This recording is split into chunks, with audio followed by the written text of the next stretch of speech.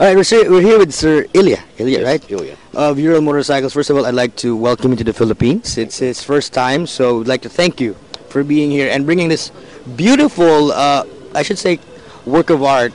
Because when we were walking towards this open area, you were telling me that the company has been around 73 years. Yes.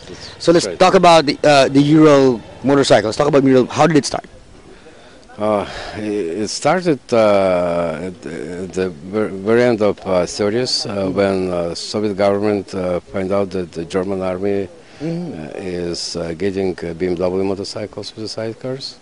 So Soviet government decided that Russian Red Army also need combat motorcycles. Of course. So nobody knows how it happened for sure. There are several versions and legends. One of them says that Soviet government bought 5 BMW motorcycles through Sweden, brought them to Russia, and then reverse engineered. Oh. So the very first Ural motorcycle was a copy of the BMW. combat BMW motorcycle with sidecar. So this is how it started. And then in the beginning of Second World War, the factory originally was supposed to be in Moscow. But then they made a decision to move it further east, away from German bombers. So they set up factory in very little Ural town called Irbit, which is 2,200 kilometers east of Moscow, right next to Ural Mountains, and this is how we got our name. Ural. Ural. Okay, and now after the war, of course, when the war ended, what drove Ural to continue designing and building this motorcycle? In Soviet times, Ural was one of main and available means of transportation for people who lived in little cities and villages. And factory actually was quite big. The peak output was 130,000 motorcycles a year. Wow. Yeah. But then when Soviet Union collapsed and the economy started opening up, the flow of used imported cars basically killed domestic market. So Ural as a company started looking for export market to continue operations, and this is how basically Ural survived all these events.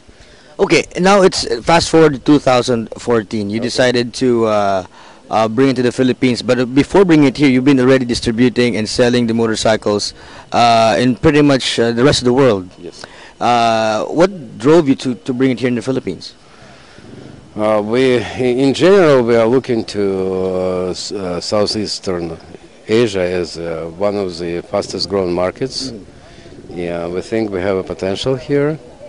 And we started distribution in China this year. We have a distributor in Japan, and Philippines is one of the largest countries in this region, and we just can't miss it. Okay, let's talk about this briefly about the motorcycle. This is basically, I should say, one of the kind that I've seen in my last 10 years of being a motoring journalist. It's the first time I've seen a two-wheel motorcycle. When I say two-wheel, it's powered by both rear wheels. Yes. And let's go through the bike. What differentiates it from your other three-wheeled motorcycles, I should say? First of all, Ural is the only manufacturer in the world which still produce factory-built motorcycles with sidecars. You still can get the sidecar separate from your two-wheel motorcycle and then somehow attach it to put it together. But Ural is the only factory-built sidecar combination in the world.